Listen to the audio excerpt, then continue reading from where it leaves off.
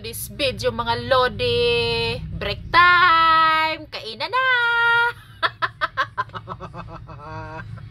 Mga lodi, anong merienda nyo dyan mga lodi? Kain na tayo mga lods. Ba? Rap? Saging kayo dyan mga lodi.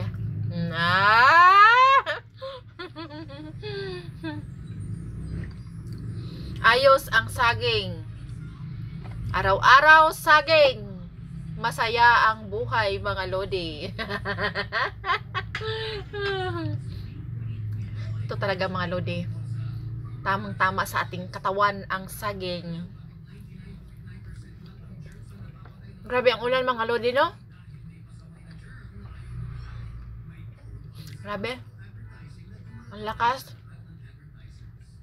Tapos yung iba, Manila, ang dami ng ano, no?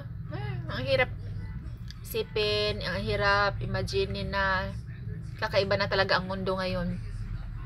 Yan ang kinakatakutan ko pag tag-ulan na sa ngayon. Na walang ulan, na walang maapektuhan, konting ulan lang, ayan na, babaha ka agad, no? May mga lugar na mabilis mabahaan. Dahil yan sa mga ano natin, mga lodi. Wala nang puno, ang bundok, puro na napatag na ba? Napatag na, puro mining. Wala na yung mangusog sa kabundukan, o di landslide, no? Tapos puro na ano, yung basta, yun na yun mga lodi. Dayun yung mga basura, o di ba? Yung mga basura, mga lodi. Tapos kanya-kanyang tapon basura. Wala talaga. Pero bakit kayo mga lodi, no? Yung mga daan ngayon, kung kailan tag-ulan, inaayos yung mga daan. Maayos na daan, binubungkal.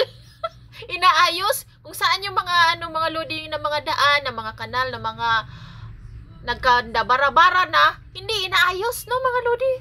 Ang hirap, no? Kung saan ang tamang, ano, no, mga lodi. Pero, ay nako.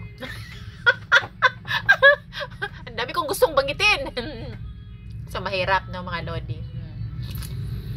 Kasi hindi ka talaga magsikap. Wala talaga. Ayun dyan mga lodi, kumusta ang inyong araw? Ayun yung nasa isip ko ngayon mga lodi, na i-share ko sa inyo. Habang nagkaong-kaong ng saging.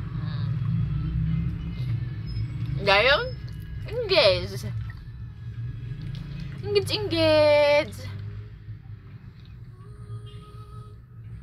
Dahil sa'yo, Sir Mita, maraming natuto kung ano-ano na lang, Sir Mita.